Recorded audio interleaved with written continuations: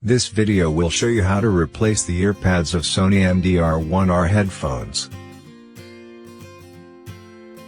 First, peel off the old earpad.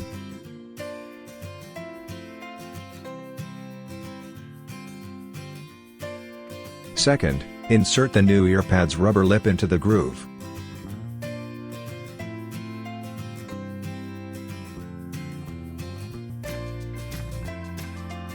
Third, simple and easy to use.